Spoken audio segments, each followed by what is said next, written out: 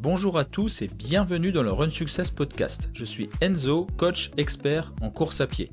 1 à 2 fois par mois, je t'emmène à la rencontre d'athlètes inspirants ou encore de spécialistes de l'entraînement. Entraîneurs, préparateurs physiques, préparateurs mental. Dans ce podcast, tu vas recevoir un maximum de conseils pertinents que tu pourras directement appliquer à ton quotidien de sportif. Peu importe ton niveau, tu es au bon endroit pour apprendre et surtout avoir une bonne dose de motivation pour te dépasser et devenir la meilleure version de toi-même. Dans cet épisode, j'ai eu l'immense honneur de rencontrer Benjamin Paulin, récemment sacré champion de France du marathon. Il nous livre son histoire et comment il en est arrivé à de telles performances avec un parcours très atypique et une bonne dose de kilométrage. Vous allez le voir, Benjamin Paulin est un athlète qui court énormément et qui est vraiment un dur au mal avec une très grande sensibilité également, et il nous partage vraiment les clés en tout cas de sa réussite, que ce soit du marathon aux 100 km en passant par les crosses, les trails. C'est un athlète très polyvalent. Allez, sur ces belles paroles, je vous souhaite une bonne écoute et n'hésitez pas à consulter les liens en description si vous aussi vous souhaitez être accompagné dans votre entraînement et devenir la meilleure version de vous-même. Je vous offre un appel bilan gratuit. Bonne écoute! Bonjour à tous et bienvenue dans le Run Success Podcast. Alors aujourd'hui j'ai l'honneur d'accueillir un nouvel invité, donc Benjamin Paulin, qui est spécialiste du coup du marathon et du 100 km. Salut Benjamin, merci beaucoup d'être présent aujourd'hui. Merci à toi et je suis sûr que tu as plein de belles choses à nous proposer. Donc là, ce que je te propose justement pour débuter, c'est tout d'abord de te représenter un petit peu à nos auditeurs. Donc ton parcours brièvement, un petit peu ton palmarès, histoire de poser un petit peu le contexte. Oui, bien sûr, bien sûr. Alors du coup, je m'appelle Benjamin Paulin, je suis originaire des Vosges, là où j'ai grandi, j'ai commencé à m'entraîner et je vis encore actuellement. Et ça fait maintenant une dizaine d'années que je cours puisque mes premières compétitions, elles remontent à 2014. Donc j'ai commencé relativement tardivement, j'ai commencé à 19-20 ans, donc là aujourd'hui j'en ai 30. Et voilà 10 années de course à pied où, je pense qu'on aura le temps d'en parler pas mal, mais où j'ai testé un petit peu tous les formats, enfin tous les formats, beaucoup de formats, que ce soit en course à pied ou en trail, et j'en découvre encore maintenant, donc voilà, je suis un touche un peu à tout de la course à pied, on va dire. Ok, génial, merci beaucoup. Et du coup, si tu pouvais nous rappeler un petit peu tes plus grandes victoires, on va dire tes plus beaux titres et courses à l'heure actuelle. Bah, en trail, j'ai gagné l'Eco-Trail en 2021, qui était une première victoire sur une course à l'échelle nationale. Donc c'est quelque Mhm. chose qui m'a beaucoup marqué parce que c'est quand même une course assez importante. Et puis après les résultats principaux, ça a été plutôt sur la route, notamment sur le 100 kilomètres où j'ai été 2 fois champion de France en Mhm. 2022 et 2023. Donc ce qui m'a valu aussi 2 sélections en équipe de France pour des championnats du monde, 200 kilomètres justement, donc en 2022 et en 2024, et j'ai été l'année dernière champion de France de marathon. D'accord, Donc génial. Eh c'est les ben, principaux résultats. Après c'est vrai qu'il y a d'autres courses, mais ça a été surtout sur la route où j'ai pu, courir un peu à l'échelle nationale, voire internationale sur des championnats du monde. d'accord, génial. Bah écoute, félicitations en tout cas pour ces superbes performances. Et je suis sûr que le meilleur reste à venir pour toi. On verra, espérons, espérons. Écoute, là, ce que je te propose, c'est qu'on va refaire une petite introspection justement de tes débuts, savoir un petit peu qu'est-ce qui t'a amené à te lancer dans la course à pied. Est-ce que c'est quelque chose de plus familial? Est-ce que c'est des amis ou c'était plus une vocation personnelle? Comment tu t'es retrouvé dans la course à pied et surtout comment tu t'es retrouvé à aimer profondément ce sport et à pouvoir te professionnaliser, j'ai envie de dire, dans la pratique, quoi. C'est vrai que moi j'ai commencé, alors j'ai toujours fait du sport étant petit, notamment à l'école primaire. J'avais un directeur d'école qui aimait beaucoup le sport, donc il nous a beaucoup mis, au sport, un peu tous les élèves, et en fait on a pu découvrir un petit peu toutes les disciplines de l'athlétisme. Sachant que moi à ce moment-là, école primaire, je faisais plutôt du foot à côté, en club. J'aimais bien, mais techniquement j'étais pas forcément très bon, mais comme physiquement ça allait bien, voilà, ça me permettait de m'amuser, c'était vraiment un jeu. Mais le lien avec l'athlétisme, c'est vrai que je l'ai vraiment découvert un peu à l'école primaire où j'ai pu tester, des lancers, des sauts, de la course et Mmh. c'est déjà à cet âge-là où j'ai pu voir que je pense avoir que j'avais des bonnes aptitudes. Puisqu'en fait, à cet âge-là, on n'a pas d'années d'entraînement derrière nous, je faisais pas de club d'athlétisme particulier, mais j'étais plutôt bon dans les efforts, alors pas forcément dans les sprints, sachant que voilà, les sprints, en CM2, CM1, voilà, on a 8-10 ans, c'est des 50 mètres. J'étais pas Mmh. forcément hyper bon, même si je me débrouillais. Par contre, dès qu'on allongeait les distances, donc par exemple 800 mètres ou 2000 mètres qui étaient déjà des ça nous paraissait interminable. Là, je sentais qu'il y avait quand même des vraies aptitudes Mmh. et puis pour autant, à cette période-là, en fait, ce que je disais, c'est que je sentais que j'étais bon, mais j'avais le plaisir, il n'était pas vraiment là parce que c'était quand même déjà de la souffrance. À 2000 mètres quand on a 10 ans, en fait, on ne sait pas trop se gérer, donc on part très vite et très vite, c'est très dur. Et puis après, bah, voilà, j'ai toujours eu ça en tête en sachant que, voilà, j'ai des aptitudes, mais comme ça m'amuse pas spécialement, c'est pas vraiment un jeu, bah, je me suis pas spécialement investi. Je préférais faire du foot avec les copains à côté, et du coup, mes capacités physiques me permettaient d'être plutôt bon au foot. En tout cas physiquement, comme je le dis, parce que techniquement, voilà, j'étais pas non plus un grand tacticien, c'était pas forcément évident, mais je me faisais plaisir, c'était vraiment comme un jeu. Et par contre, c'est devenu un peu plus sérieux vachement plus tard, parce que comme je l'ai dit en introduction, moi j'ai commencé plutôt à l'âge de 19 ans la course à pied. Mmh. Donc chose que voilà, ça c'est assez tardivement. J'ai continué un peu le foot, même si j'ai arrêté un peu en club, j'en ai fait toujours à côté, à la fin de mon lycée, puis après, pendant mes études. Donc ça a toujours été quelque chose qui était un petit peu en parallèle. Mais le vrai déclencheur pour la course à pied, c'est qu'en fait depuis à l'âge de 40 ans, j'ai eu mon papa qui s'est mis à faire du sport, chose D'accord. qu'il faisait pas avant. Et moi, alors on a 30 ans d'écart, donc je devais avoir 10 ans à ce moment-là et en fait, je l'accompagnais en vélo quand lui allait courir. J'entendais parler des différentes courses qu'il faisait, mais ça me parlait pas vraiment. Moi, je connaissais pas vraiment ce qu'il faisait. Il me parlait de 10 kilomètres, de semi-marathon. Je savais que mon papa faisait ça avec ses amis, il allait courir le dimanche. Parfois, je l'accompagnais en vélo et à un moment, ben, voilà, au bout d'un moment, en fait, on a envie, ça devient trop facile de le suivre en vélo parce qu'on grandit, on a envie de courir avec lui et en fait, c'est pendant mes études, un moment, je sais qu'il avait l'habitude de faire le semi-marathon de Beaune, parce Mmh. que c'est un beau semi-marathon qui combine bien l'aspect un petit peu festif avec le vin et puis le côté sportif et je me suis dit: «Bah, vas-y, on va le faire, ensemble». Alors ensemble, on n'allait pas courir ensemble parce que ça on partait un petit peu compétitifs quand même tous les 2 en se disant: «On fait le même semi et puis on verra, lequel gagne». Donc c'est un peu comme ça que ça a commencé en s'inscrivant sur une course en 2014, c'était. Donc il y a un peu plus de 10 ans, donc c'était le semi-marathon de Beaune qui a un peu lancé ça. Bien évidemment, j'y suis pas allé la fleur au fusil. En fait, je voulais battre absolument mon père, donc je me suis beaucoup entraîné, l'été qui a précédé.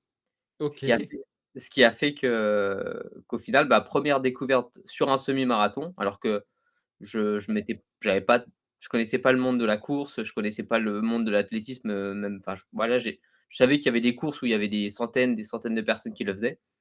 Et puis je me suis inscrit à ça et ça s'est super bien passé. J'ai adoré le côté à la fois festif parce qu'en fait, moi, j'avais l'habitude de courir tout seul. Je Oui. j'avais pas de club. En fait, je prenais des baskets, j'allais courir, dans le parc, à Nancy, là, à la Pépinière.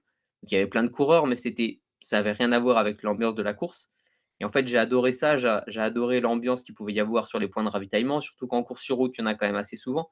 Donc avec des petites fanfares quand on passait dans les villages.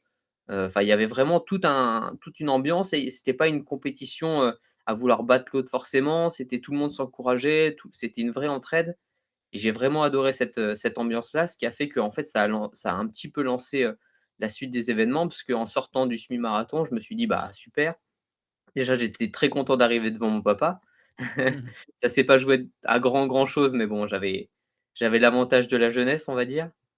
Et ensuite, bah, ensuite j'ai continué, j'ai fait un 10 kilomètres, à Nancy qui était la ville où je faisais mes études.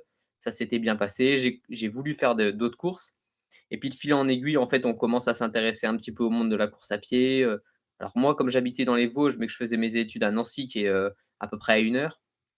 Dans les Vosges, nous, on a quand même un beau massif, un beau terrain de jeu, Oui. plutôt pour le trail que la course à pied. Mais même ça, moi, je savais même pas qu'il y avait du trail et de la course à pied. Bon, moi, on courait, voilà, il y avait pas de distinction, quoi. et en fait, en revenant dans les Vosges, je me suis rendu compte qu'il y avait quand même beaucoup plus de trail que de courses, sur route. Donc assez naturellement, après avoir découvert la course sur route, j'ai découvert le trail et ça s'est OK. fait, dans les années à peu près les mêmes années, 2014-2015. Ce qui fait que déjà en une année de pratique, je découvrais déjà qu'il y avait plusieurs distances, plusieurs disciplines, mais j'y Mmh. allais assez naïvement, sans savoir qu'il y avait des vraies différences. Pour moi, un 20 kilomètres, c'était un 20 kilomètres et en Oui. fait, je me suis rendu compte malgré moi que, un 20 ou 30 kilomètres trail, ça avait rien à voir avec un 30 kilomètres route, parce qu'il y avait du dénivelé, parce que le terrain était plus technique. Évidemment, ouais. Mmh. Donc voilà, c'est un peu comme ça que ça a commencé et puis ça s'est bien enchaîné maintenant 10 ans après, quoi. Ok, bah super intéressant. Je te remercie pour ce beau témoignage. Et justement, c'est vrai qu'on se rend souvent compte que c'est parfois, très souvent, la famille, hein, les éléments moteurs, pas toujours, mais c'est souvent en tout cas quelque chose comme tu l'as dit, de festif, de social, la course à pied. Donc ça peut être la famille, ça peut être les amis. C'est très souvent en tout cas d'autres personnes qui nous mettent le pied à l'étrier.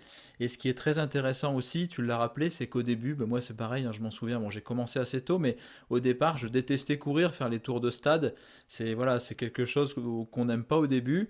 Et pourtant, on se rend compte que bah, petit à petit, quand on y retourne, quand on passe le cap un peu dans l'entraînement, bah, on se sent de mieux en mieux. Et c'est assez impressionnant en tout cas de voir comment on peut passer du tout au tout quelque part dans la pratique. Donc là, ce que je te propose, c'est justement bah, de contextualiser un petit peu tout ça et de nous expliquer comment tu as décidé après de passer à la vitesse supérieure quelque part, hein, dans ton organisation, dans ta planification. Et si tu te souviens un petit peu, ça va parler aux auditeurs de l'évolution un peu de tes chronos, par exemple ce fameux semi-marathon jusqu'au chrono que tu peux faire là tout récemment, hein, qui sont vraiment, bah, comme tu l'as précisé, au top niveau national, donc c'est pas rien, hein. Tu t'es hissé d'un petit jeu avec ton papa au top niveau national. Donc il y a forcément du chemin de parcouru, beaucoup de résilience, beaucoup de travail, beaucoup d'organisation aussi. Donc explique-nous un petit peu comment c'est arrivé tout ça. Ouais, ouais, comme tu dis, au début, c'est vraiment parti d'un jeu. Alors bon, on joue pas à la course à pied bizarrement, mais nous moi, je l'avais abordé comme ça. C'est peut-être aussi pour ça que, enfin, que j'ai jamais vraiment arrêté, c'est qu'en fait, au moment où j'ai commencé la course à pied et que j'ai découvert la course à pied, en fait, le sentiment que j'avais étant plus jeune, c'était plus du tout le même. En fait, j'ai trouvé que c'était assez, mine de rien, agréable, même si voilà, forcément à la fin d'une course, c'est douloureux. On n'a pas forcément envie que ça recommence tout de suite.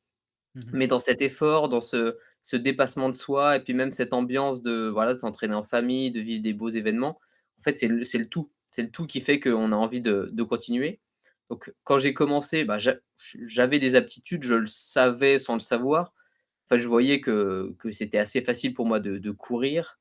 Après, voilà, j'avais pas forcément fait de test, j'avais jamais fait de compétition et donc sur le premier semi-marathon, j'avais fait une heure 29, 1h28. Ce qui Mhm. était bon, un chrono, j'étais loin dans le classement, mais pour un premier semi-marathon qui était plutôt prometteur par rapport à bah, j'avais un peu moins de 20 ans. C'était le tout début, je m'étais entraîné, à peine quelques mois, juste avant, puis rien de très, très sérieux. En Oui, fait, oui, oui. quand on commence, on se dit: «Il faut courir». Alors bon, bah, super, j'ai un créneau tous les jours, je vais courir tous les jours.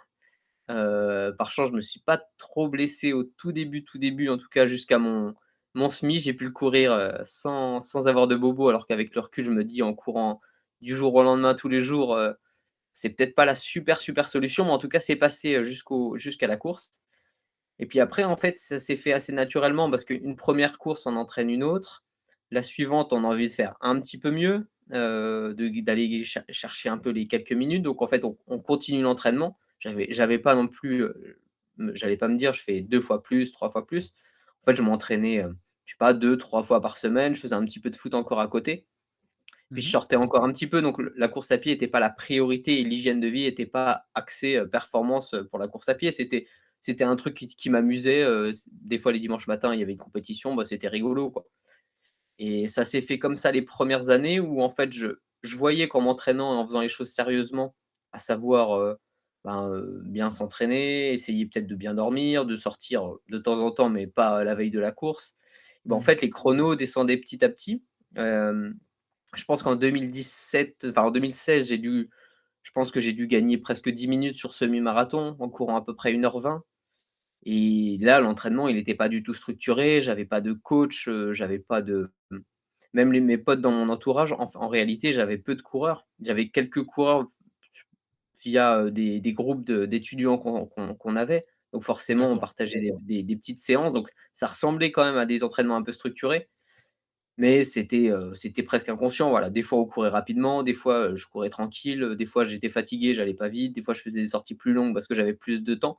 C'était assez archaïque, mais il y avait des kilomètres, il y avait des petites brides de choses qui ressemblaient à de l'entraînement quand même, ce qui fait que les chronos continuent à descendre petit à petit.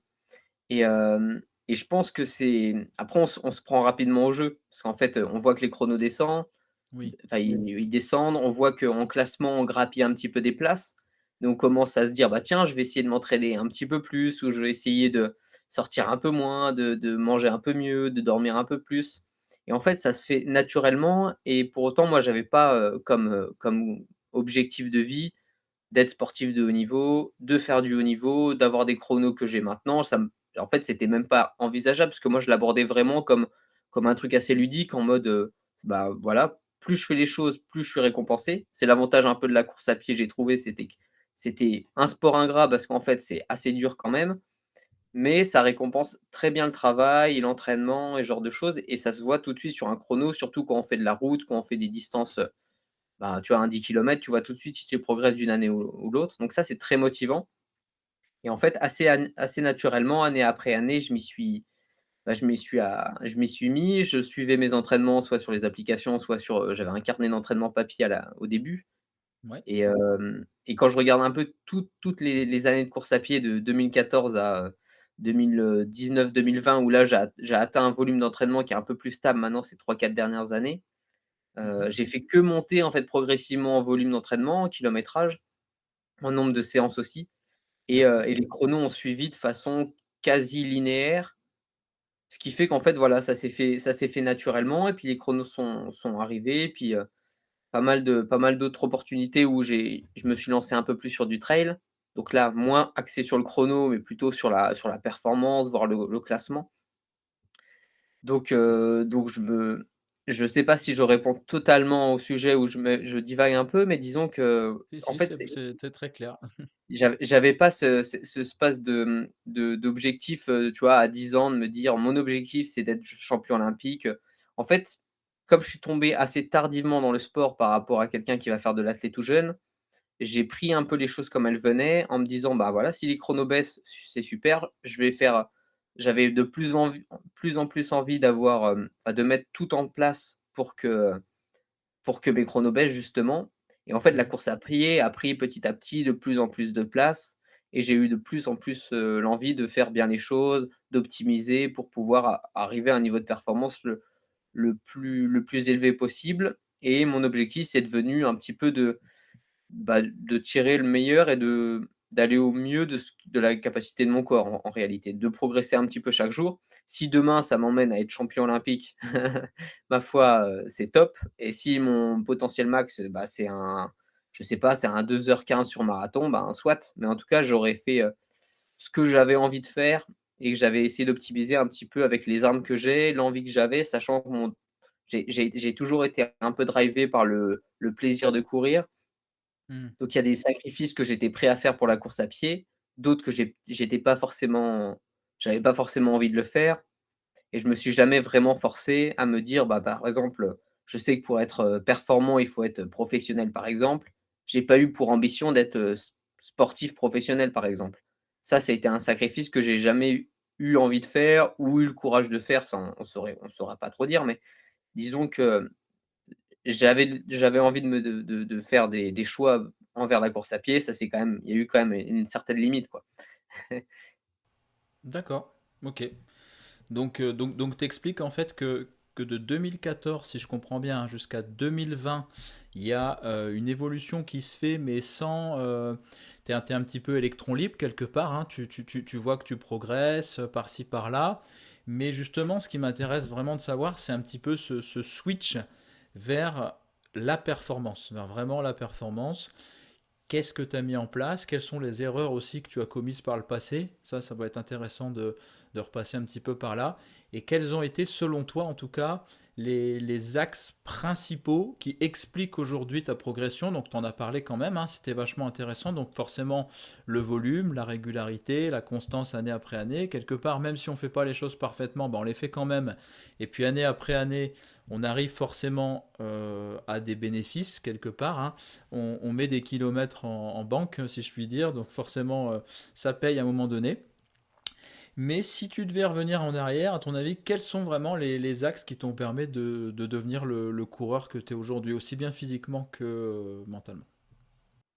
Bah, je pense que, quand j'ai commencé, moi, ça me plaisait vraiment de courir et comme j'avais pas forcément une approche, bah, de pistard ou de mec qui faisait de l'athlé plus jeune, moi, le fractionné, je l'ai découvert relativement tard, en tout cas le fractionné comme on l'entend aujourd'hui, même le j'ai mis du temps à mettre un pied, sur la piste. Je sais pas, j'ai dû mettre des années, alors je faisais des tours de parc, hein, c'était presque comparable, mais disons que j'ai pas couru tout de suite sur la piste, j'ai pas trop fait de fractionné au début et en fait, j'ai commencé par faire surtout du volume. Moi, ça me plaisait, j'allais courir, je faisais beaucoup de kilomètres et assez vite, je suis quand même monté, en volume, mais en restant toujours dans des intensités, relativement modérées Contrôler. avec quelques voilà, contrôlées. J'étais jamais à bloc sur tous mes footings. Mhm. Alors c'était assez inconscient, parfois j'allais très vite, parfois j'allais en fait, je faisais du fractionné sans m'en rendre compte.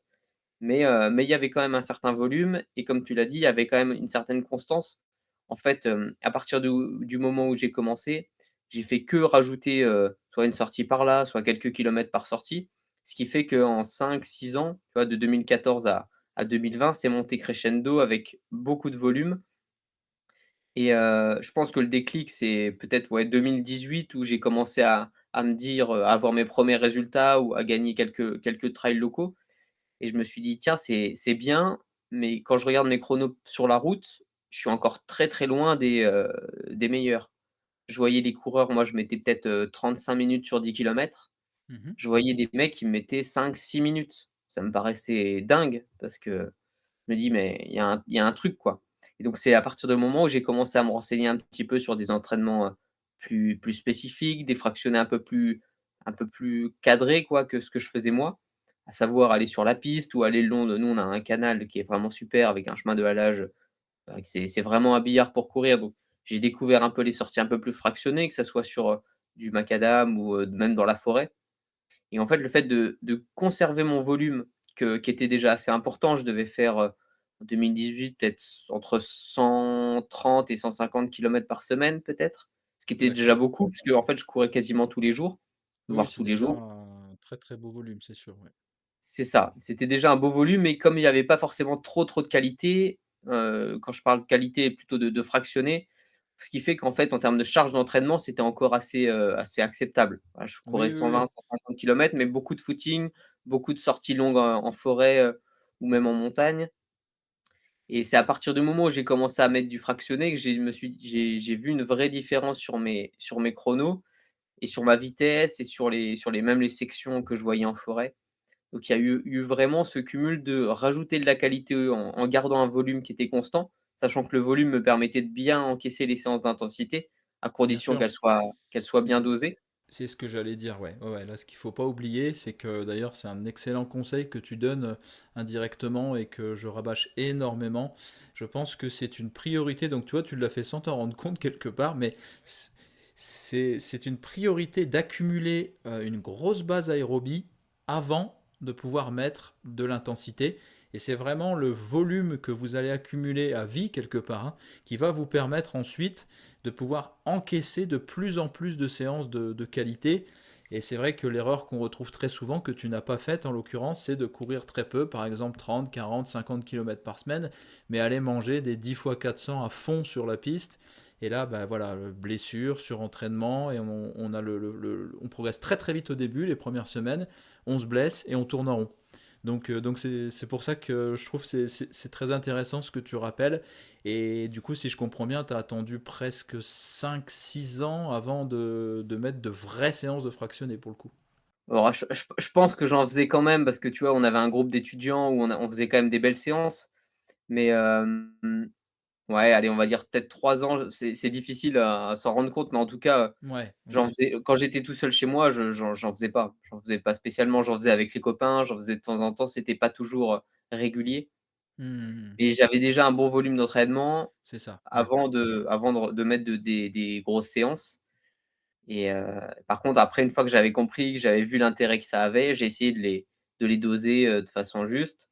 Mais aussi la grosse différence, le fait de s'entraîner seul et à s'entraîner en groupe, enfin, on le voit assez vite, c'est qu'en fait, je m'entraîne pas aussi dur quand je suis seul que quand je suis en groupe.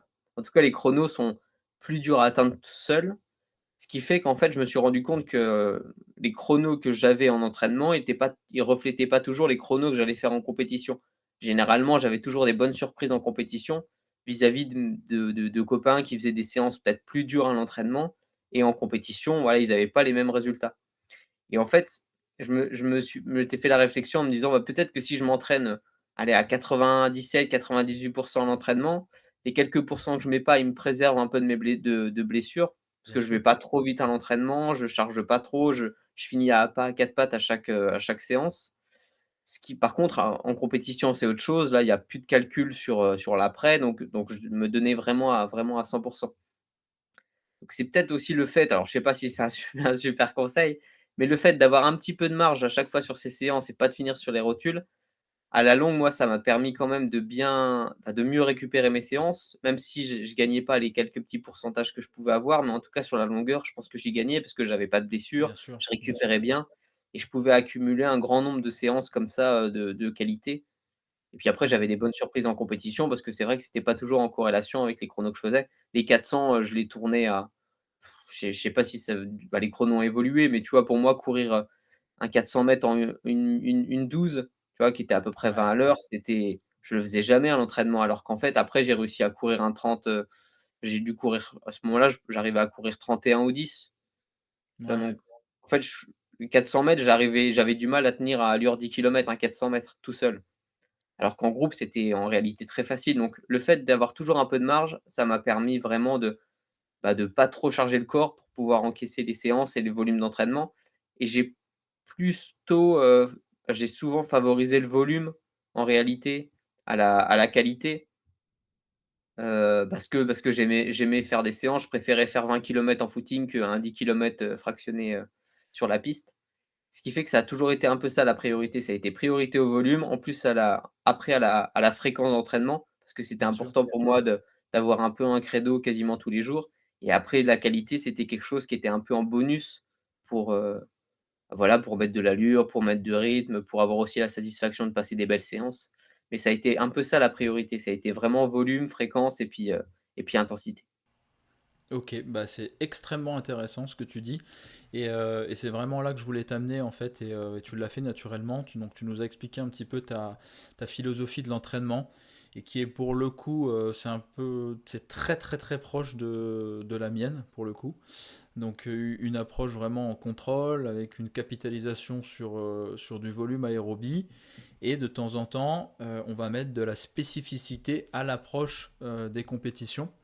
Donc, ce qui m'amène justement à te poser cette question. Donc là, on va vraiment rentrer dans le détail plus sur le récent, hein, ce que tu fais aujourd'hui.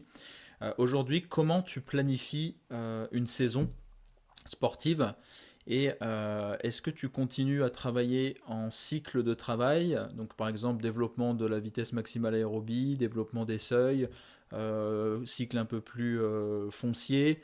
Comment tu gères tout ça et surtout que tu es un couteau suisse, tu es quelqu'un de très très polyvalent puisque tu l'as dit, tu peux être performant aussi bien sur des trails que sur du 10, sur du semi et même du marathon et du 100 km.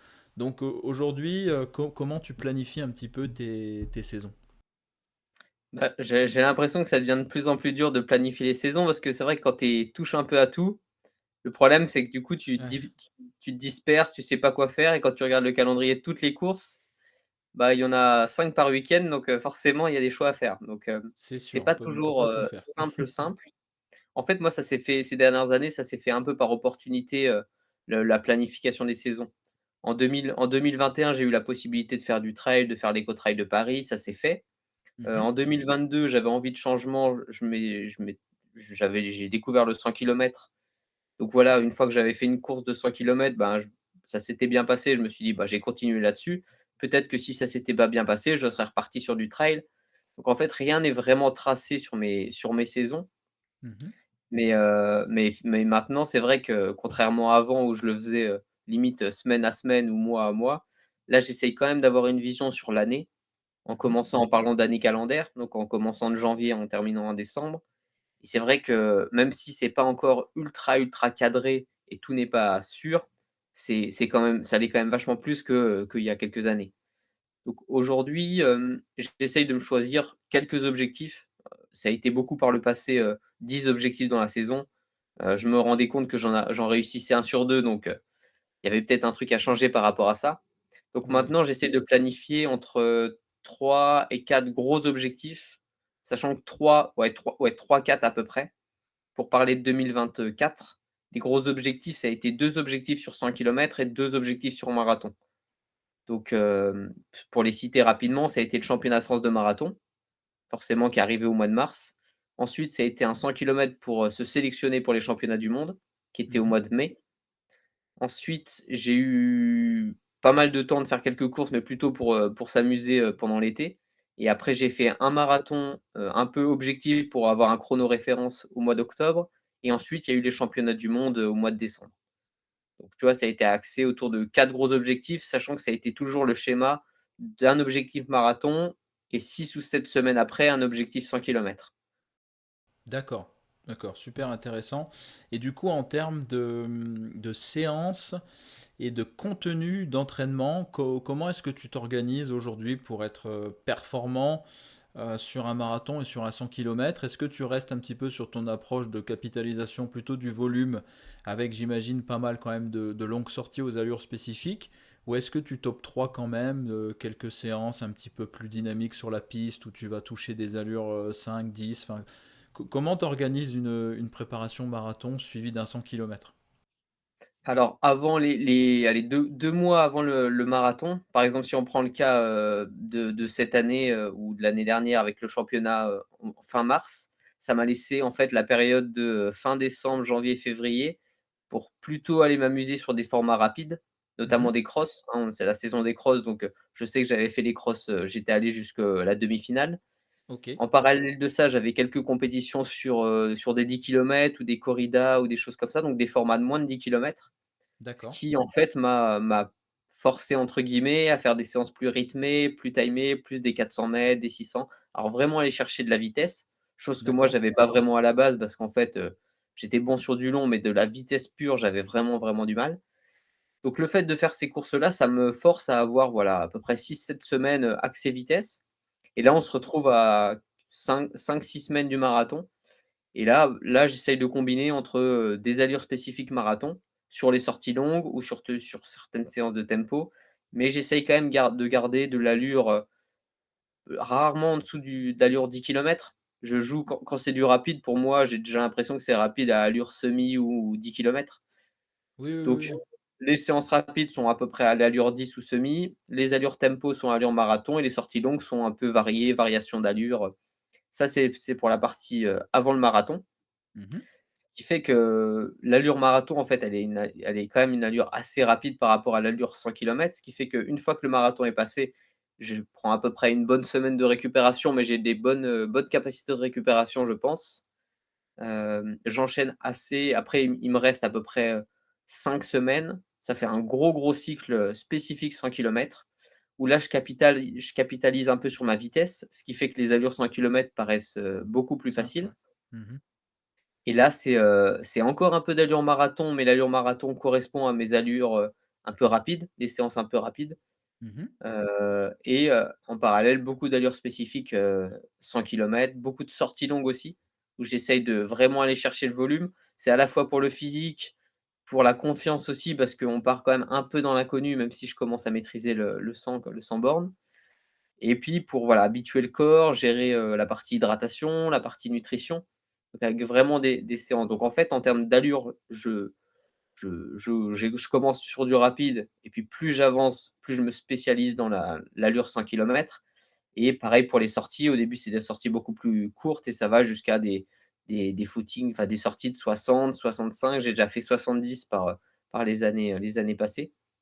70 kilomètres. Donc ça fait des grosses sorties, mais avec des allures qui sont beaucoup plus Contrôler. lentes que même l'allure au marathon, en finale. Sur des allures marathon, je suis peut-être à 3 minutes 20 au kilomètre. Sur des allures, 100 kilomètres, j'ai, 25-30 secondes de plus. Voilà, toi qui es coureur, tu vois bien que 30 secondes de plus, voilà, c'est vraiment confort. Donc, on est plus sur de l'usure sur la durée que sur l'intensité, pure. Ok, bah, extrêmement intéressant. Il n'y aura pas de débat aujourd'hui parce que bon, bah, ça correspond parfaitement à ce que je pense aussi sur l'entraînement. Justement, bah, ça m'aide aussi puisque bah, ça va être ma première saison sur 100 km aussi de mon côté.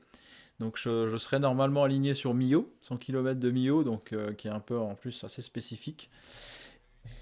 Mais ok, ouais, donc tu vois, moi, si je prends un peu mon exemple, c'est très très proche du tien. Donc une première partie où je vais me spécialiser un peu sur la vitesse avec un 10 km. Ensuite, je vais faire un marathon et je vais faire un 100. Donc c'est très proche. Là, justement, si tu pouvais maintenant, ça va, on va dire, aider un petit peu peut-être certaines personnes, même si, attention, je tiens à le rappeler, ne vous identifiez pas à ce que fait Benjamin, puisque ça reste quand même un athlète presque de haut niveau, on peut le dire. Mais ce qui m'intéresse de savoir, c'est si tu pouvais nous donner une semaine type en prépa marathon et une semaine type sur 100 km, qu'on puisse voir les petites nuances, les petites différences. Ça pourrait être intéressant. Sans rentrer dans le détail, évidemment, hein, sans trop rentrer, mais qu'on puisse avoir un peu des exemples. Bah, généralement, que ça soit sur marathon ou 100 kilomètres, j'essaye de courir, j'ai à peu près 10 séances course à pied par semaine. Donc je fais, du coup 3 fois par semaine, je fais du bi-quotidien. Sachant que quand je double, je fais jamais 2 séances d'intensité dans la même journée. Je fais pas de double seuil, mes intensités, elles sont le mardi et le jeudi Mhm. et le samedi sur une séance plutôt longue parce que moi je travaille, dans une collectivité, donc en fait, j'ai des horaires de bureau, donc je travaille du lundi au vendredi. Donc D'accord. mes créneaux d'entraînement, c'est plutôt le midi et les soirs. Donc ce que je fais, c'est que je cours tous les jours, voire 2 fois par jour. Le mardi, ça peut être, par exemple, si c'est en prépa marathon, ça va être une séance plutôt allure 10 ou semi. Donc, soit je vais aller sur la piste, pour aller me faire, alors si je suis sur du marathon plutôt, entre soit des 800 mètres, soit des 1000 mètres. Je vais rarement en dessous. Ok. Sur des allures semi, 10, les 1000 mètres. Sur des allures, ouais, des allures plutôt semi, je pense. Entre Ok. semi et 10. Plus rapide que le Mhm. semi, un peu moins rapide Ouais. que le. Allure 15K, quoi, à peu près. Exactement, exactement. Et après, c'est à pondérer en fonction de la forme. Tu vois, il y a des moments où ça va me sembler étonnamment très facile, d'autres je serai un peu plus en souffrance par rapport s'il y a eu un gros week-end. En fait, je me focalise pas forcément sur le chrono, mais vraiment sur les sensations. Si Mhm. le chrono, il est excellent, bon, bah, top, je maintiens là-dessus. S'il est pas top, mais que les sensations sont correctes, je m'entête pas à aller chercher les chronos, sur le papier. Rien n'est vraiment marqué, je le fais vraiment à la sensation. Mhm. Donc ça, c'est pour la séance du mardi. Entre-temps, il y a toujours des footings, hein, quand Bien c'est sûr. pas des séances, à allure souple, soit en forêt parce que j'aime bien balader en forêt et dans ce cas, les allures sont pas très représentatives. Soit si c'est sur du plat, je tourne entre 4,20 et 5 minutes au kilomètre en fonction de la forme. Mhm. Donc c'est des allures où je suis quand même relativement à l'aise. Après sur le jeudi, généralement, c'est des tempos un peu plus longs. C'est entre 2 et 4 kilomètres, plutôt allure marathon du coup pour aller chercher voire un poil plus rapide. Je peux faire des 4 fois 4 kilomètres, des, 5 fois 3, des, 10 fois 2 kilomètres, par exemple, plutôt allure marathon. Et ensuite, la séance longue un peu tempo, ça va être le samedi. Là, ce que j'aime bien faire, c'est regarder le long du canal s'il y a pas quelques segments Strava. Des Mhm. fois, ça m'amuse un petit peu, donc ça permet un peu de garder une dynamique, de faire une petite compète dans sa sortie longue, mais sans pour autant déraper sur les allures. Et là D'accord. et là, ça va être des sorties sur les formats marathon, ça va être plutôt des sorties entre 35 et 40 kilomètres et avec des séances, enfin des périodes d'allure allant de 6 à 8 kilomètres maximum. Je fais rarement plus de 10 kilomètres, allure marathon d'un coup, même en prépa. Ça m'arrive de faire des courses de préparation où je suis plutôt dans ces allures-là plus longtemps, mais à l'entraînement, je fais rarement plus de 10 kilomètres allure marathon d'affilée. Ah OK, c'est intéressant. Et pour quelle raison? Est-ce que c'est pour la fatigue que ça pourrait occasionner ou dans un souci plus je sais pas, de biomécanique, de récupération? Ouais, c'est plus la fatigue mentale que ça va générer parce que l'allure marathon, c'est une allure qui est assez enfin, qui est facile, qui est tenable, mais Elle quand est on traître commence quand à la même, ouais. prolonger, elle est assez traître. Elle peut être vite fatigante, donc en fait, j'ai déjà ça m'arrive de faire des fois des séances de 2 fois, 3 fois 10 kilomètres. Non, Mmh. 2, on va dire 2 fois 10 kilomètres, et une fois qu'on termine le premier 10 kilomètres, on n'est pas rincé physiquement. Par contre, mentalement, il faut quand même s'engager, c'est quand même relativement long. Donc j'évite de mettre de me griller trop de cartouches mentales sur des séances comme ça. Alors que Mmh. le fait de le fractionner, peut-être que physiquement c'est moins utile, mais en tout cas je sais que dans la tête c'est un peu plus facile à passer. Et ce que je peux faire, ça m'arrive, c'est de faire, 10 kilomètres, 7 kilomètres, 5 kilomètres par exemple.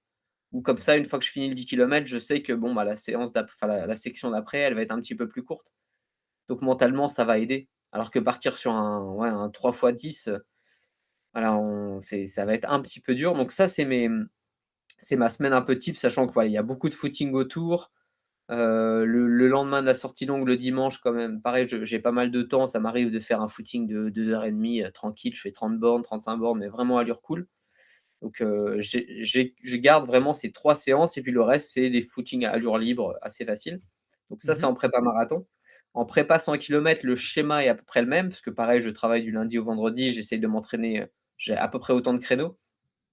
Par contre, ça peut m'arriver, en fonction des dispos, de prendre une demi-journée de congé et dans ma séance du jeudi matin, par exemple, au lieu de faire une sortie, d'1 heure et demie, 1 heure 45, je me fais, une sortie longue, par exemple.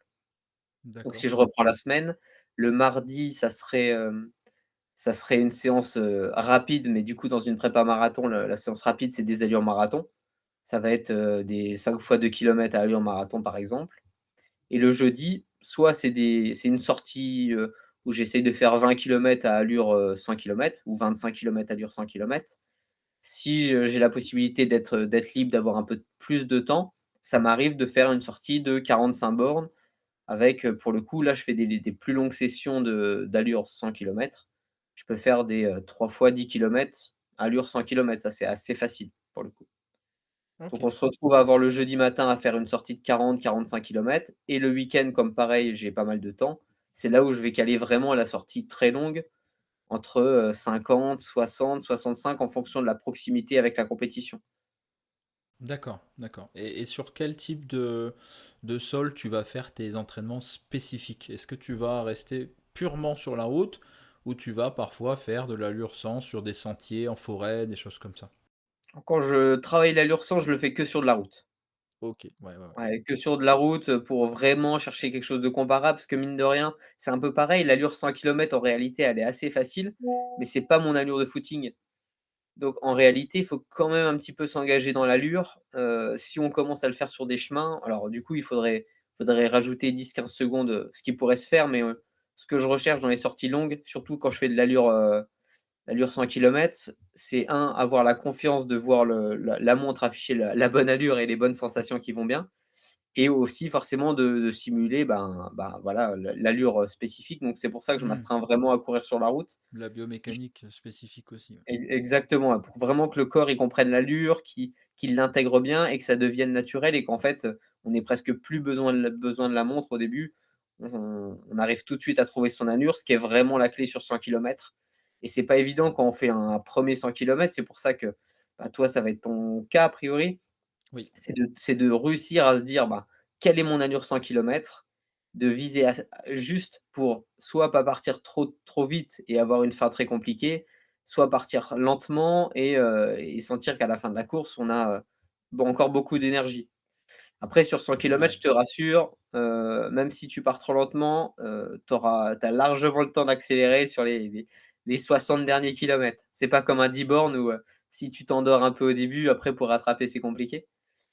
Ouais. Mais, donc c'est des schémas qui sont dans la structure assez similaires, mais avec du spécifique associé à la course qui va suivre. Ça va être un peu le même schéma si je vais préparer un 10 kilomètres, sauf que les 3 séances dont je t'ai parlé, le mardi, jeudi et le samedi, elles seront axées sur des allures plus proches de la compétition. Donc c'est des allures 10K, des allures 5 kilomètres. Là, en ce moment, je suis plutôt sur du rapide et du cross. Donc tu vois, la séance, qui va arriver, ça va être plutôt sur la piste, plutôt du rapide et Mmh. puis, c'est toujours un petit peu comme ça. Je D'accord. regarde un peu la course qui va arriver, les spécificités, l'allure et j'adapte les séances, en fonction de ça. D'accord, super intéressant. Bah, merci beaucoup. Et du coup, en termes de durée de préparation pour un 100 km, justement, qu'est-ce que tu pourrais préconiser? Alors ça, c'est difficile parce qu'en fait, moi, je suis à peu près toute l'année, on va dire. Je Eh pense oui, qu'il y a des périodes de l'année où je suis enfin, je suis meilleur pour courir un 100 kilomètres ou meilleur pour courir un 10 kilomètres. Mais globalement, en fait, comme je fais rarement des pauses dans ma pratique, le volume est j'ai toujours là, j'ai ouais. une Hmm. c'est ça, le volume est toujours là. Les petites semaines, je vais faire, je sais pas, 150 kilomètres et j'aurais l'impression que c'est vraiment une petite semaine et pour autant 150 kilomètres, je pense que ça permet de garder tout le gain, enfin tout le physique donc j'ai une sorte de préparation un peu constante donc c'est difficile à dire, à te Ouais, je claquer des doigts comprends. en disant: «Là, c'est le départ de ma préparation».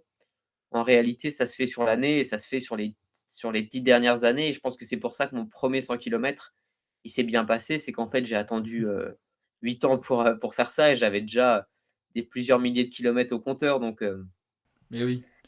Bah écoute, je t'avoue que c'était un peu entre guillemets une, une question piège parce que je m'attendais à ça quelque part et ça m'aurait vraiment surpris que tu me dises que c'est telle ou telle durée. Je suis complètement d'accord avec toi. Je pense que c'est vraiment sur la cohérence, la constance année après année. Bah, tu vois, moi typiquement, j'aurais attendu 13 ans pour faire un 100 km pour le coup depuis mes débuts. Donc je sais que ça va être dur, mais ça sera forcément moins dur que si on y va sans avoir un certain volume à vie dans les jambes. Je pense que c'est le plus important. C'est vraiment le volume kilométrique à vie qu'on aura cumulé. Et par contre, tu expliques que tu es quand même quelqu'un qui conserve un haut volume. Donc justement, si tu pouvais nous donner une fourchette, donc tu parles de 150 km pour des semaines entre guillemets classiques pour toi, jusqu'où tu vas monter? 210, 220, 230, enfin jusqu'où tu es capable de monter toi sur une prépa 100? Attention, ne reproduisez pas. ouais, ça a pas toujours été le cas, mais c'est vrai que là, depuis, allez, 3-4 ans, c'est assez constant. Là, une semaine classique, moi, c'est à peu près 200 kilomètres. Les Mhm. semaines à 150, c'est vraiment des semaines, soit post-course, soit, des semaines, où je sais pas, ouais, plutôt post-course en général. Il y a peu de semaines de repos. Généralement, sur de la prépa marathon, je suis entre 200 kilomètres au début et je monte jusqu'à 240-250. Ça, c'est Ah à peu oui, oui, près oui, les donc tu volumes. es vraiment un très très gros borner. Ouais. Ouais, beaucoup, ouais. Et après sur de la prépa à 100 kilomètres, ça va un peu en réalité, ça dépend aussi, tu vois, de mes congés à côté, est-ce que je veux borner beaucoup? Mais généralement, les semaines de préparation, c'est 250 kilomètres minimum et si je veux me rajouter une sortie longue par-ci par-là, je peux vite monter, à des semaines. Je sais que cette année, là, pour préparer les mondiaux, j'ai fait une semaine à 290. Waouh. Mais c'était dans le cadre d'un stage donc je travaillais pas. Donc en Hmm. fait, quand je suis en vacances, c'est là où je fais mes plus grosses semaines et paradoxalement, ça paraît beaucoup plus facile que quand je fais une semaine à 250 et que je travaille à côté. Ah, Donc ok.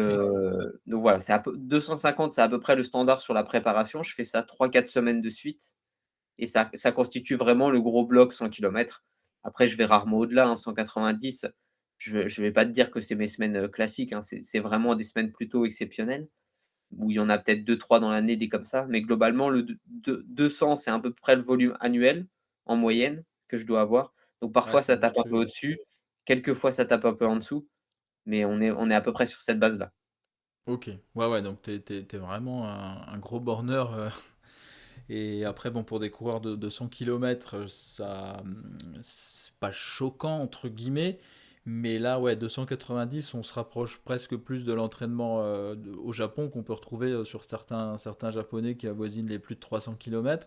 Ça ressemble un petit peu aussi à Guillaume Ruel, quelque part, qui doit aussi avoir un entraînement peut-être un peu similaire au tien. Mais voilà, c'est vrai qu'en tout cas, pour du marathon, ça reste des volumes déjà très hauts, hein, 210, 220, 230. Et justement, en termes de récupération, qu'est-ce que tu mets en place pour encaisser des semaines comme ça au-dessus des 250 kilomètres? Bah, ce que je priorise vraiment, moi, c'est le sommeil. C'est un truc, c'est je le vois tout de suite en termes de fraîcheur mentale, d'humeur, de fatigue physique. C'est vraiment quelque chose que j'ai mis, en priorité, numéro un avec forcément un peu l'alimentation, mais disons que le sommeil, Mmh, ça peut vite déraper si on fait pas attention. On peut vite se mmh, coucher un peu plus tard, aller boire un verre, sortir un peu plus tard, se cou comme moi je commence le boulot relativement tôt, en fait, j'ai peu de marge de manœuvre sur mon heure de lever, donc ce qui veut dire qu'il faut que je fasse attention à mon heure de coucher pour, avoir un minimum de volume, de sommeil.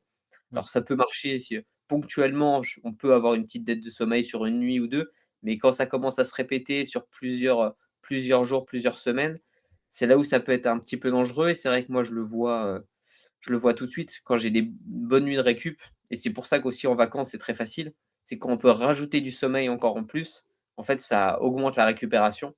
Heu, Faire une bonne nuit, c'est top. Généralement, j'essaye de dormir 8 heures, voire, plus si c'est possible. C'est pas toujours forcément évident, mais de maximiser ça et en stage d'entraînement, quand on peut faire des siestes, on se rend compte qu'en fait, le sommeil, ça c'est vraiment un vrai déclic parce qu'en fait, on gagne, une petite heure par-ci, on est plus reposé. Ça permet vraiment d'encaisser, on se sent mieux, on récupère plus vite. Mmh. Donc le sommeil, je pense numéro un et après l'alimentation, bon, on va pas faire un cours de nutrition, mais j'ai vraiment axé la nutrition la plus naturelle possible. Essayer de manger des choses, des fruits, des légumes, des choses locales, peu transformées, Mmh. limiter les choses trop industrielles, trop sucrées ou, les produits trop industriels. C'est un peu le guide de la bonne pratique de l'alimentation, hein. C'est des choses assez simples de toute façon.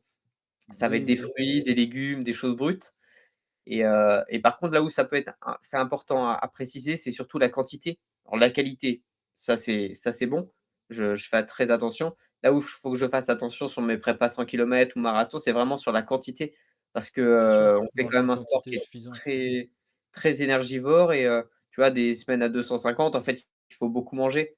Des fois, il faut se forcer un petit peu, alors je suis pas non plus à me gaver, mais il faut quand même bien s'assurer qu'on a suffisamment de calories, qu'on ingère suffisamment de calories parce que sinon, les coureurs, on n'est généralement pas des gros gabarits, on n'a pas beaucoup de marge sur notre poids, donc si on perd, quelques kilos, ça peut, bah, on se dit: «Super, on va être plus affûté, on va être plus léger, le rapport poids-puissance sera meilleur». En réalité, on va perdre un peu moins de force et on s'expose beaucoup aussi. Moi, je m'en suis rendu compte, un peu tard, mais des fois avant sur les préparations, et tu parlais du 100 kilomètres de Millau, je devais y participer il y a 2 ans et en fait, j'étais super prêt, très affûté et je suis tombé malade, 3 jours avant la course et je Ah oui. pense que je pense que si je m'étais pesé à ce moment-là, je pense que j'avais dû perdre un petit peu de poids, du coup un petit peu plus faible, plus exposé au virus et si j'avais mieux géré cette partie alimentation en faisant attention, bah, j'aurais mangé plus, j'aurais fait en sorte de pas perdre de poids, voire d'en prendre un petit peu, hein, c'est pas une mauvaise chose et j'aurais été peut-être plus résistant au virus et j'aurais pu courir le 100 kilomètres de Millau mais ça c'est pas grave, ça se reproduit ça fera une prochaine fois mais voilà, Mmh. c'est la qualité certes, la quantité c'est important surtout sur un sport, très énergivore comme la course à pied. Je pense qu'il faut avoir une dynamique, manger plus pour courir plus. Je pense que c'est Ouais. mieux, en tout cas moi c'est plus ma philosophie donc voilà, je fais attention à ça. OK. Sommeil, alimentation, l'entraînement on en a pas mal parlé, Oui. ce qui fait que bon l'hydratation ça va avec la nutrition, mais c'est vraiment un tout, essayer d'avoir une hygiène de vie cohérente avec le sport. Après, est-ce que j'ai une capacité génétique à récupérer plus que les autres? Ça, on saura jamais vraiment, c'est difficile à quantifier. Mais c'est vrai que par rapport à ça, je me blesse pas, donc soit je fais les bonnes choses pour pas me blesser, soit j'ai énormément de chance, mais je saurais pas dire la part de chance, la part de Oui, oui, c'est sûr. Ça, c'est une part d'incontrôlable quelque part. Tu contrôles ce que tu peux contrôler. Et du coup, en termes de, on va parler un petit peu, je sais pas du tout si tu en fais, musculation, mobilité, prévention de blessures, est-ce que c'est des choses que tu mets en place, étirements, etc. c'est des choses que j'ai en fait, ça a été très, aujourd'hui, j'en fais pas et j'en fais pas, très peu. Je fais un peu d'assouplissement, un petit peu d'étirement passif, Mmh. de temps en temps parce qu'en fait, moi, j'ai des grosses raideurs musculaires, j'ai aucune souplesse. C'est sans doute le cas de beaucoup de coureurs, mais c'est vrai que moi, c'est assez drôle à voir. Donc j'essaye, tu vois, avant mes footings, avant mes séances, de faire un peu de mobilité articulaire, de faire ce genre de choses, mais c'est pas quelque chose que je fais très sérieusement. Je le fais quelques minutes avant de partir pour le confort, pour pouvoir partir et pas sentir que je suis trop raide. Mais, tout ce qui est partie musculation, c'est peut-être quelque chose que je pourrais rajouter. Pas rajouter parce que j'ai déjà un gros volume, mais disons que c'est quelque chose que je pourrais intégrer dans mon entraînement. Ce qu'on n'a pas forcément dit, mais qui est peut-être important à indiquer, c'est que moi, j'ai pas de coach. Je m'entraîne tout seul. Alors c'est ce que j'allais te demander, d'accord, donc tu es resté seul même encore aujourd'hui? Exactement.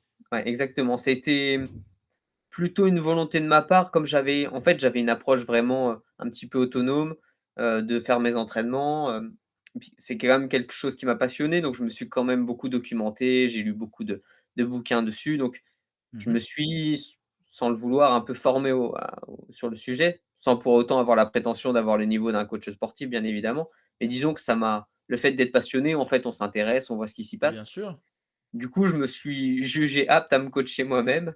Alors Mmh. l'avantage, c'est qu'en fait, on fait ce qu'on veut. Donc donc si j'ai envie de faire, 10 séances, de faire telle ou telle séance, voilà, je suis un peu, je suis mon propre coach, Ton donc instinct, ouais. là-dessus, ça a un avantage. L'inconvénient, c'est que parfois, on n'a pas de recul sur sa pratique. Voilà, moi, j'ai pas forcément de grosses compétences en musculation. Si demain, on me prouve, par A plus B que ça a un intérêt de dingue pour, ma performance, je l'intégrerai, mais j'aurais pas forcément les connaissances pour faire bien les choses. Je serais peut-être un peu perdu. C'est là où peut-être que ça peut avoir un intérêt d'être accompagné sur ce sujet-là. Mmh. Mais, mais pour la partie musculation, c'est vrai que j'ai essayé de l'intégrer, surtout dans les périodes-là, un peu période hivernale où je me dis, «Bah, tiens, j'ai un petit peu moins de compétition, j'ai un peu plus de temps pour préparer les gros objectifs». Parce que le problème que j'avais quand j'intégrais de la musculation, je le faisais sans doute pas bien, mais en fait, je faisais une séance. Après, j'avais 3 4 jours de courbature. Ça impactait mes séances de qualité où je me disais: «Bah, tiens, c'est con, Heu, est-ce que vaut mieux faire de la musculation et faire sauter une séance de qualité ou est-ce que vaut mieux faire une bonne séance de qualité? Qu'est-ce qui fait le progresser le plus?» Et comme moi, ma passion, c'est quand même la course à pied, j'ai priorisé la course à pied, donc j'ai jamais réussi vraiment à intégrer comme il fallait la musculation. OK, OK, super intéressant. Bah, écoute, moi personnellement, je reste convaincu que la musculation peut vraiment nous aider. En revanche, c'est vrai que si tu as un haut volume d'entraînement constant depuis X années et que tu ne te blesses pas, je pense que tu as déjà fait une grosse partie du travail. C'est vrai qu'il y a un petit peu deux écoles, je pense que tu le vois aussi, hein. Il y en a qui courent pas beaucoup, mais qui vont s'envoyer des grosses séances de muscu et être capable de courir derrière sur de la fatigue. Moi, typiquement, c'est vrai que c'est quelque chose que j'ai beaucoup pratiqué parce que, bon, ça va mieux maintenant, mais je réagissais assez mal au volume en fait. Donc ce que je faisais, c'est des grosses séances de force où je casse beaucoup de fibres. Et tout de suite derrière, j'allais courir à l'allure spécifique marathon pour simuler un peu un 30 km en quelque sorte. Ça, j'y crois énormément sur du 100 km. Après, on verra si ça va marcher ou pas. Mais c'est vrai que je pense que l'aspect musculaire est parfois un peu sous-coté. La pré-fatigue que ça peut occasionner. Et je pense que pour un 100, en tout cas, c'est mon avis, être capable de courir sur des jambes fatiguées, on peut le faire puisque l'allure n'est pas importante. Donc, faire une séance de muscu la veille, faire par exemple, moi ce que j'aime bien faire, c'est une grosse muscu des côtes et de l'allure sans derrière, par exemple. Ça, c'est quelque chose où on sent vraiment les cuisses qui sont très gorgées pendant la séance. Donc, ouais, à essayer. Mais après, c'est sûr que, voilà, avec des profils comme le tien, quand tu fais des très très grosses semaines, forcément, naturellement, tu cours sur des jambes fatiguées. Donc, je pense que ça se vaut plus ou moins quelque part. Oui, oui, oui, après ça pourrait avoir un intérêt, mais c'est vrai qu'il faut réussir à le placer judicieusement pour que ça apporte plus de bénéfices que ça apporte C'est de ça. petits soucis. Disons que quand tu cours déjà énormément, c'est vrai que c'est pas forcément évident de remettre encore en plus. Oui, oui, oui. Oui, non, il faut pas rajouter, je pense qu'il faut remplacer, il Ouais, faut mais cette gymnastique-là, je crois que je suis pas encore tout à fait prêt à la faire, donc ça viendra peut-être, mais c'est vrai qu'aujourd'hui, j'ai encore, une progression qui semble, presque linéaire, même si forcément avec les années, ça commence à être assez dur d'aller gagner des secondes par-ci par-là. Mmh. Mais tant que j'ai une progression, j'ai l'impression que la méthode que je pratique est plutôt bonne Bien et sûr, c'est sans doute le jour où je plafonnerai en termes de chrono que là, je me re-questionnerai, genre en me disant: «Voilà, maintenant je suis arrivé au au max de mon plafond quelque potentiel part. avec ma méthode. Qu'est-ce Bien que je sûr. peux apporter?» Et là, sans doute que ça sera intéressant de s'ouvrir avec d'autres gens, même si je discute, hein, quand même avec des spécialistes, des préparateurs physiques, Bien mais sûr. j'ai jamais vraiment, pris le temps ou de me poser en me disant: «Bah, voilà, qu'est-ce que je peux rajouter? Comment ça se passe?» Et d'aller dans ce Mmh. détail-là, ça peut être une piste à creuser, mais pour le moment, je reste encore sur une méthode, plus classique, beaucoup de kilomètres et puis, ça a l'air de fonctionner pour le moment. Bah, t'as complètement raison. Tant que ça marche, il ne faut rien changer. C'est ce que je dis tout le temps, hein. Ça, pour le coup, c'est vrai que tant que ça fonctionne, bah, faut continuer, hein, clairement. Et puis, quand on commence à se retrouver, comme tu le dis, sur des plateaux, des longues stagnations, on comprend pas trop, bah, ça peut éventuellement avoir une influence. Mais bon, voilà, c'est vrai, ce qu'on oublie de rappeler, c'est qu'on est des coureurs. Et pour être bon, bah, ça paraît simple, mais il faut courir tout simplement. Il faut courir du volume, année après année. Après, je pense que ce qui est vraiment important de souligner, encore une nouvelle fois, c'est que je reste convaincu qu'il vaut mieux capitaliser sur du volume que sur de l'intensité. Ça, c'est quand même quelque chose d'important à rappeler parce que bah, on voit trop souvent, je pense, beaucoup de personnes qui s'obstinent à regarder que les chronos, que les séances de qualité, que le fractionné, qui vont tout de suite sur la piste, mais au détriment peut-être du volume. Je pense que si tu faisais des très grosses séances de piste en pointe, je pense pas que tu arriverais à faire 290 km sur une semaine, tu vois. Donc voilà, il y a plusieurs écoles à ce niveau-là. Bah écoute, dernière petite chose qui touche un petit peu moins à l'entraînement, mais que je trouve extrêmement intéressant aussi. Est-ce que tu pratiques la préparation mentale? Et sinon, qu'est-ce que tu mets en place? Parce que j'imagine que pour un 100 km, tu es obligé d'être très fort dans la tête. Donc, qu'est-ce que tu mets en place, toi, de ton côté? Est-ce que tu te sers un peu de ton passé? Est-ce que tu pratiques la visualisation, etc. Je le fais pas de façon, forcément, enfin si, je le fais de façon consciente, la préparation mentale, mais disons que je suis pas forcément accompagné là-dessus ou Mhm. je le fais sans me dire forcément que c'est de la préparation mentale. Mais à l'approche d'un 100 kilomètres, bah, déjà, il y a l'expérience qui permet aussi d'être assuré.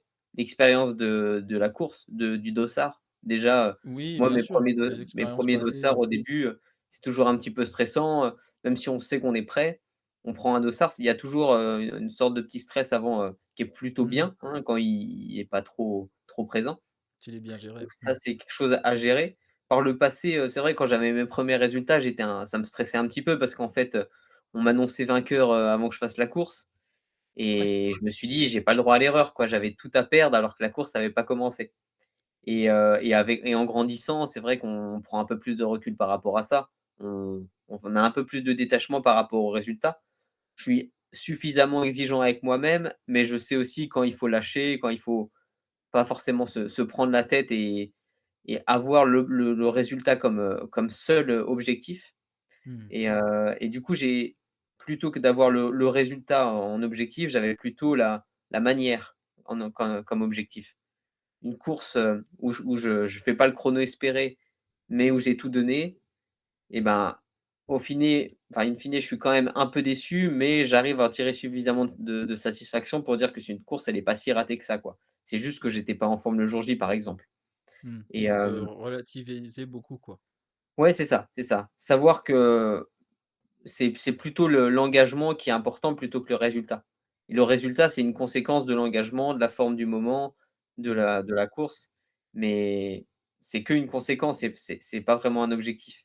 Du coup, sur 100 kilomètres, je me concentre un petit peu sur, quand je suis sur le moment présent, sur, le kilomètre que je suis en train de courir, les sensations que j'ai et j'essaye, comme c'est vraiment une course d'usure, de travailler sur la patience. Mhm.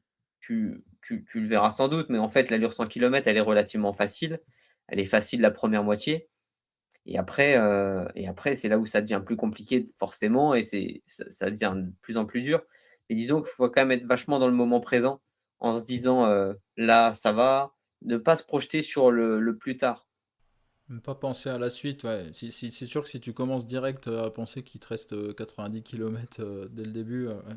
Exactement et ça, tu le fais un peu en prépa mentale avant la course. En fait, tu essayes d'avoir un schéma de course dans ta tête, de Mmh. visualiser la course, mais de découper, le 100 kilomètres pour un exemple, mais ça peut être sur un marathon qui est déjà un effort long ou même un 10 kilomètres. En fait, tu le découpes, tu fractionnes un peu l'effort dans ta tête Mmh. pour te le dire. Alors, il y en a qui ont des stratégies de se dire: «C'est 2 fois 50 kilomètres», il y en a qui disent: «C'est 10 fois 10». Moi, je sais que j'ai quelques passages clés. Généralement, le premier marathon, c'est relativement facile. Quand je passe le marathon, bah, je me dis: «Bah, tiens, super, je viens de faire un marathon». Après, j'ai le passage du 50 kilomètres où je me dis: «J'ai la mi-course». Ça me donne un peu une indication du chrono potentiel que je peux avoir en maintenant ce rythme-là. Mmh. En plus, il y a le 60 kilomètres et après, c'est plutôt par palier de 10 kilomètres où on sait que, voilà, 10 kilomètres de passé, ça fait un 10 de course en moins et Ouais. hem et après, il y a forcément un passage qui est compliqué entre le 70 et le 90 où là, voilà, tu as les jambes fatiguées, tu as quand même, beaucoup de kilomètres dans les jambes. Par contre, une fois que tu es au kilomètre 90, à moins d'être à 4 pattes, tu sais que 10 kilomètres dans ta tête, tu peux faire le décompte. Tu vois? Tu fais 10, 9, 8, 7, et tu fais 1 kilomètre par 1 kilomètre et tu arrives au centième mais ça OK. demande un peu de visualisation et sur le moment présent, d'essayer de se concentrer plus sur l'instant plutôt qu'une projection, en disant: «Ah Ouais. là, j'ai mal aux jambes, ça va être encore pire plus tard, ça va être encore pire dans les kilomètres d'après». En réalité, c'est une course où il faut être vraiment dans le moment présent et rester sur du positif, essayer de s'accrocher à des éléments, alors nous, le 100 kilomètres, tu verras à Millau aussi, c'est ça, c'est que tu as la possibilité d'avoir un accompagnateur en vélo. Mmh. Donc mine de rien, c'est une grosse spécificité des courses comme Oui, ça. oui, oui, bah, moi, c'est une expérience aussi justement que je veux vivre avec ma compagne qui va me suivre, tout le long. Donc ouais, c'est une dimension supérieure aussi, c'est sûr, c'est sûr. Et ça, c'est unique parce que du coup, tu peux te raccrocher, bah, à quelques mots, je sais pas, à des échanges. Alors si tu es dans un beau cadre, tu t'accroches à un paysage, tu penses à plein de choses. C'est vrai qu'on me demande souvent à quoi tu penses pendant une course aussi longue, sur un 100 kilomètres. Tu penses à plein de choses. Après tu fais pas de la philosophie, hein, quand tu cours. Tu vas penser, à tes ravitaillements, tu penses aux kilomètres qui vont passer, tu regardes ton allure, tu parles, bah, tu échanges quelques mots avec ton accompagnateur en vélo. Tu regardes les concurrents, enfin, oui, finalement, tu vois, ça dure, 6, 7, 8 heures, mais quand tu es dans le moment présent, ça passe relativement vite en réalité. C'est quand tu commences à te projeter en te disant: «Ah, il me reste 20 kilomètres, il me reste 30 kilomètres», c'est là où en fait le temps il est vraiment très, très long. OK, OK, super intéressant. Donc tu es vraiment focus sur tes sensations corporelles du moment et tu viens fractionner la distance sans penser à ce qui reste quelque part. Exactement. Je me dis, bah, là tu cours, OK. tu vas bien, donc ça va bien, ça s'arrête là. On pas de projection, de mauvaise, à la limite, on peut se dire que ça ira mieux après, mais pas, Oui. faut pas se projeter trop loin. Faut essayer si ça va là, il faut capitaliser sur les bonnes sensations, sur les bonnes énergies pour pouvoir et après c'est de la patience aussi. Ouais, Donc OK. OK. Et justement, dans tes pensées, c'est vrai que bon, j'allais aussi te poser la question d'à quoi tu pouvais penser. Moi, je sais que je suis quelqu'un qui, étonnamment, c'est un peu un défaut, justement, mais même sur des courses très intenses où je suis vraiment en souffrance, j'ai parfois des images dans la tête qui n'ont absolument rien à voir avec la course à pied qui vont défiler. Des souvenirs positifs ou négatifs. Et est-ce que toi, ça peut t'arriver de penser à autre chose, hein, sur un 100 km que la course, quelque part, que ce soit positif ou négatif? Moi, je sais que, en tout cas, ça m'aide. Est-ce que ça m'aide ou est-ce que ça me met plus de poids qu'autre chose? J'en sais rien. Mais très souvent, je vais chercher des réussites que j'ai eues par le passé, extra sportifs par exemple, des moments en famille, des choses auxquelles me raccrocher pour oublier en quelque sorte la souffrance. Est-ce que c'est ce que tu fais ou tu restes vraiment uniquement sur ici et maintenant, je cours et je pense à rien d'autre, quoi? bah, pendant l'entraînement, par exemple, c'est là où je pense vraiment à tout, tu vois? Sur des footings, c'est là où j'en profite. Je peux penser, Oui, enfin, je peux trouver une solution pour le boulot, pendant que je oui, cours, oui, par oui, oui. exemple. Oui, mais ça, Par je le contre, fais énormément, ouais. bah, ça aide beaucoup, tu vois? Parce que tu as un côté, sorte d'ennui Évasion. pendant de la course à pied, ce qui fait qu'en fait, c'est à ce moment-là que tu vas avoir plein d'idées. Par contre, en Mhm. compétition, on est quand même dans une autre approche, le cas de compétition fait quand même que je suis plus focus et toutes les idées sont quand même assez convergentes vers la course à pied Ok, et ok. mais pour autant, tu vois, les moments où ça devient difficile, en fait, tu penses, potentiellement aux proches qui sont avec toi, qui t'ont accompagné. en te disant Mmh. mais tu le penses en disant: «Bah, tiens, encore 3 kilomètres, je vais aller les revoir, ils vont m'encourager, ils vont» mais on est Mmh. quand même, je j'ai pas vraiment l'esprit qui va divaguer en pensant aux dernières vacances ou aux trucs comme ça. Ça reste quand même assez axé autour de la compétition, les proches qui sont présents. Mmh. C'est Ouais, chose qui tu est arrives vraiment à très, très différent, en fait, tu passes dans un espèce de mode compétition, enfin compétition, pas compétitif, tu vois? Mais en mode, j'ai un dossard et là, focus. tout est recentré, tu es plus focus sur le moment, tu es assez concentré sur l'événement, en fait, en réalité. OK, OK, super intéressant. Bah écoute, je pense qu'on a fait le tour sur vraiment ton parcours, ta philosophie de l'entraînement. Là, j'aimerais juste que tu nous donnes, on va pas trop s'éterniser, mais j'aime bien poser cette question puisque c'est un sujet qui m'obsède un petit peu en ce moment. C'est les ravitaillements, justement, sur 100 km. Qu'est-ce que tu mets en place? Comment tu diversifies tes textures, tes grammes de glucides par heure, etc. pour pas rentrer dans un écœurement et réussir quand même à t'alimenter jusqu'au bout? Pour moi, c'est un gros challenge aussi, quelque part, de réussir à vraiment bien. Donc, toi, quels sont un peu tes tips, même si c'est très personnel, mais quels sont un peu tes conseils par rapport à ça? Bah, moi, j'y étais toujours un petit peu habitué, la nutrition, parce qu'en fait, dans les années en 2018-2019, c'est là où j'ai commencé à faire du trail, long, à faire des 50-60 bornes et quand Mhm. tu regardes le temps d'effort en réalité d'un 50 ou 60 kilomètres trail, on est sur du 5-6-7 heures pour les trails très alpins et en réalité, c'est assez comparable à un 100 kilomètres sur route. Donc tu vois déjà le temps d'effort, je l'avais, ce qui fait que très vite, j'ai été obligé de m'intéresser à la nutrition et de tester pas mal de produits. Mais Mhm. après, au début, il y a pas eu une seule course où j'ai, fait le même protocole, tu vois? J'ai Oui, oui, testé oui, plein de c'est choses pendant c'est les très, courses. c'est très changeant, Parfois, c'est sûr. c'était, des compotes, parfois ça a été des pâtes de fruits, des pâtes d'amandes, des produits, de plein de marques. J'ai un peu tout testé et Mhm. sur le 100 kilomètres, j'ai pas une énorme expérience, mais je commence à en avoir, je crois 5 et je pense avoir trouvé un peu la stratégie. Mais c'est vrai que, il y a plusieurs sujets. C'est le côté, la dose de sucre que tu peux ingérer. Ça, faut y être quand même assez habitué. C'est Bien sûr. aussi, là, l'intérêt des sorties longues, c'est de Mhm. tester les produits, de savoir ce que tu vas digérer, pas digérer et après, c'est vrai que sur de 100 kilomètres, maintenant, je suis arrivé à un stade où je prends que des gels.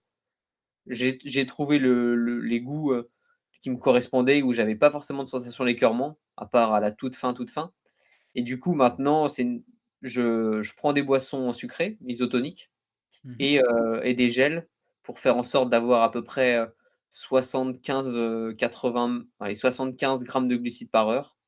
C'est Ok. ce que j'arrive à prendre, sans trop de difficultés et sans sentir de baisse d'énergie. Ok.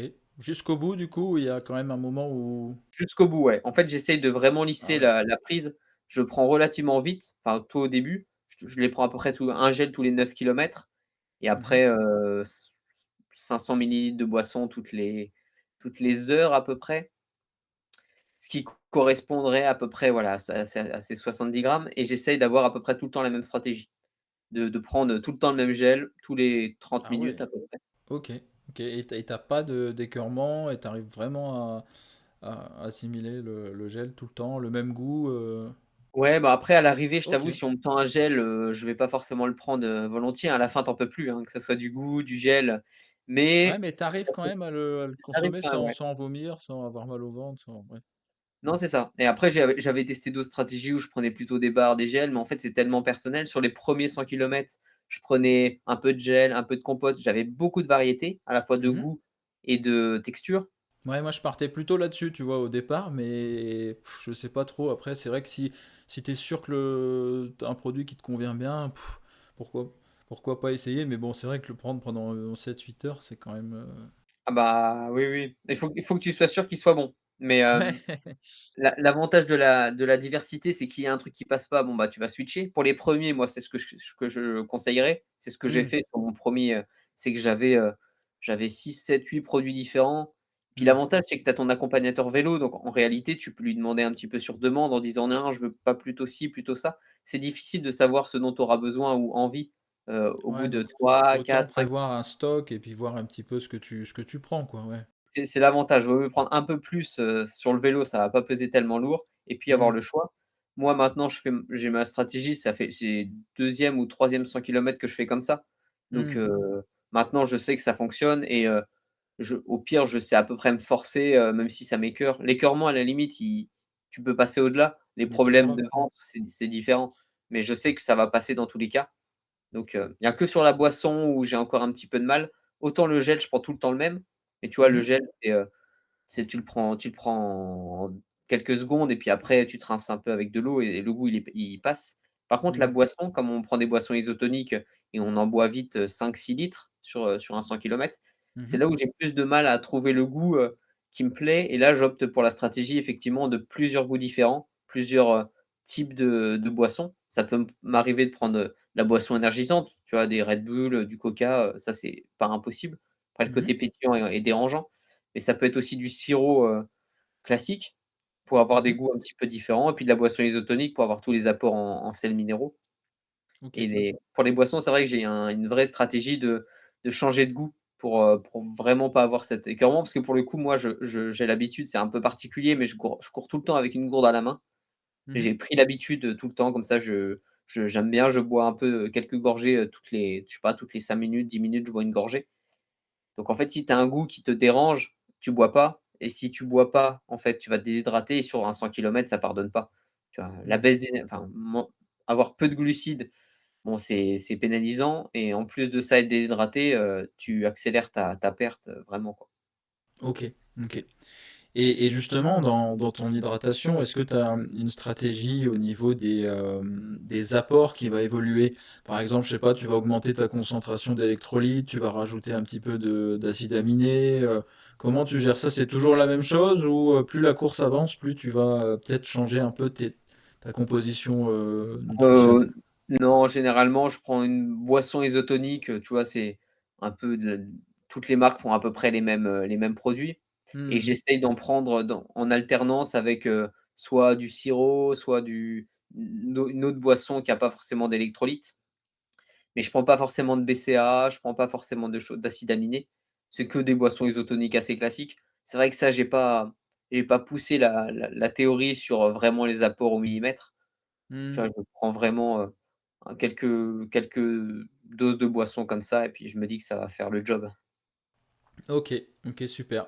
Et sur ton évolution, donc 500 km, c'est ça, hein, tu expliquais?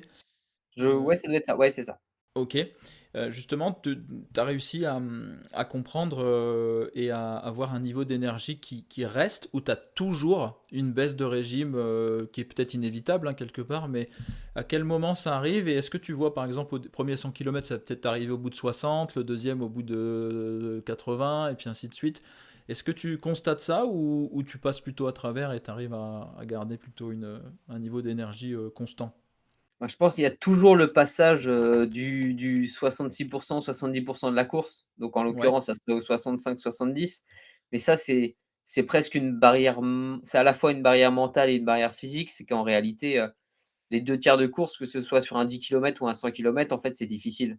Quand tu Oui, fais oui, un c'est quand sûr. tu fais un effort maximum, les 2 tiers de course, enfin à partir de 2 tiers, c'est là où il y a un switch en mode, le dernier tiers, il va être difficile quoi qu'il arrive et le problème avec le 100 kilomètres, c'est que le dernier tiers, il dure, 30 bornes donc tu es vite Et sur ouais, 2 heures, 2 heures et demie difficiles donc bon, c'est là aussi l'importance de la prépa mentale et de savoir, pourquoi on est là. ouais. Mais pour la partie ouais, souvent c'est ça, c'est le 70e où c'est difficile. Après moi, la souffrance, si on peut dire, ou en tout cas la difficulté, elle est relativement linéaire. Tu vois? Ça part du 60 et puis de façon linéaire, ça devient de plus en plus dur, en tout cas jusqu'au 90-95 et après ton cerveau, il arrive à comprendre que c'est bientôt fini et tu as une espèce d'énergie que tu retrouves, tu te dis: «C'est bon 5 kilomètres, tu sais faire, quoi». OK. Après, tous mes 100 kilomètres ont souvent été assez différents parce que soit c'était un championnat de France, et en fonction du scénario, tu vois, quand tu cours devant et que tu as un titre à aller chercher, tu as une énergie différente que quand tu es derrière donc c'est toujours un peu biaisé par le scénario de la course, les sensations que tu peux avoir. J'ai eu un championnat du monde où j'étais très bien et en fait, à partir des 30 derniers ont été horribles. Pour autant, ça s'est fait. J'ai eu une course où j'ai eu un petit moment de moins bien entre le 70 et le 80 et puis après ça allait bien. Ouais, Ça c'est ça variable en fonction du contexte, ouais. c'est variable, mais généralement, le passage du 65-70, bon, c'est là où tu commences à te dire que, bon, c'est bien rigolo, ces bêtises, mais si ça se termine bientôt, c'est cool, quoi. Ouais. Mais mais ça, c'est inhérent, à l'effort Oui, bien d'essayer sûr. de donner le potentiel max, donc OK, parfait. Bah, écoute, je pense qu'on a fait le tour. Il me reste plus qu'à te souhaiter, bah, beaucoup de très, très bonnes choses pour la suite. Et justement, est-ce que tu veux parler de ton plan peut-être pour cette saison? Ou est-ce qu'on va pouvoir te retrouver, à plus court terme, on va dire? ouais, bien sûr. Alors là, cette année, c'est un peu particulier. Je vais essayer de faire la saison de cross, jusqu'au bout, chose que j'avais Ouais. jamais fait, où je m'étais arrêté, aux demi-finales. Là, l'objectif, ça va être d'avoir une équipe, parce qu'on a une belle équipe dans notre club, à l'Athlé Vosges Entente Club. On a un beau potentiel pour aller au championnat de France, donc première expérience si on est qualifié, et ensuite ça va être assez, similaire à l'année dernière avec un championnat de France de marathon, qui est Mhm. encore une fois fin mars, à Saint-Tropez. Ok. Et après le gros objectif de l'année, alors là tu vas rire, ça va être à Millau. Donc on va se croiser aux 100 kilomètres de Millau. Ah d'accord, bah, génial. Cette année ça s'y prête assez bien, donc j'ai été assez frustré de pas pouvoir y aller l'année dernière comme j'étais malade. Donc là, Ok. c'est une année où il y a pas de championnat du monde, pas de compétition internationale, donc ça s'y prête assez bien. Et moi, comme je suis un peu trailer, j'aime bien les parcours vallonnés. Millau, ça combine un peu le meilleur des 2 mondes, à la fois le vallonné et le 100 kilomètres, donc je pense que ça va et me plaire, et je pense que ça va te plaire sans aucun doute, donc Ok. ça va être ça. Et puis fin d'année, retour sur du trail avec la Saint-Élion, une course qui m'a Ah bah, je beaucoup serais fait peut-être là souffrir. aussi. Les 100 bornards, ils aiment bien la Saint-Élion. C'est assez roulant, ça se court bien. Ouais. Donc c'est à peu près, voilà, je parlais de 3 gros objectifs, c'est à peu près 3-4, je les ai à peu près tous cités. Ok, bah écoute, génial. Est-ce que tu as quelques petites choses à nous dire avant de terminer? Un petit message que tu voudrais faire passer? Ça peut être une citation, ça peut être des conseils pour les personnes qui pourraient nous écouter avant de finir. Bah, je pense qu'on en a pas mal parlé, hein, voir de la philosophie, un peu de l'entraînement. Moi, j'aime souvent dire: «Quand on aime, on compte pas». Donc c'est un peu ça, c'est un peu ce qui m'emmène à faire beaucoup de kilomètres. Moi, j'ai toujours couru vraiment avec passion et c'est toujours ce qui me suit aujourd'hui, donc je pense que la course à pied, ça peut sembler un sport difficile, mais en réalité, quand on aime ce qu'on fait, ça l'est pas tant que ça, quoi. Ok, super message. Bah écoute, je te remercie. Je suis très très très content de ce podcast, à la fois dans la personne que tu es et dans les informations que tu nous as apportées qui sont quand même très pertinentes et je pense que ça va aider énormément de monde, débutants ou expérimentés. C'est ça aussi qui est chouette. Et c'est vrai que, voilà, je ne l'ai pas dit, mais je trouve ton parcours très très inspirant à ce niveau-là. C'est-à-dire que tu n'as pas commencé comme certains élites qui étaient déjà professionnels presque à 8-10 ans quelque part. Voilà, toi, tu étais vraiment monté crescendo et tu t'es laissé surprendre par ton plaisir, par ta passion et tu pars, voilà, comme tout le monde quelque part. Tu pars de rien pour arriver vraiment à des résultats qui sont vraiment très très très très performants aujourd'hui et je pense que c'est pas fini pour toi donc merci en tout cas de tout ce que tu as apporté. Ouais, merci, merci pour le podcast et puis merci pour le beau petit message, c'est gentil. Avec plaisir. À bientôt. À bientôt. Voilà, j'espère sincèrement que cet épisode vous aura plu. Bah, si c'est le cas, n'hésitez pas surtout à nous donner des commentaires, hein, poser des questions aussi à Benjamin dans les commentaires. N'hésitez pas à me suggérer aussi de nouveaux invités. Voilà, c'est toujours intéressant. Et puis bah, d'ici là, je vous dis à bientôt. Salut! Un très grand merci pour votre écoute, j'espère sincèrement que cet épisode vous aura plu. Si c'est le cas, n'hésitez pas à laisser 5 étoiles sur votre plateforme de podcast préférée, ça va m'aider énormément pour le référencement et ça vous permettra d'avoir accès à du contenu encore plus qualitatif. Si vous êtes sur YouTube, pensez à vous abonner, à activer la cloche pour recevoir toutes les vidéos et surtout, n'hésitez pas à poser toutes vos questions directement à Benjamin dans les commentaires. D'ici là, je vous dis à très vite pour un nouvel épisode sur le Run Success Podcast. À bientôt!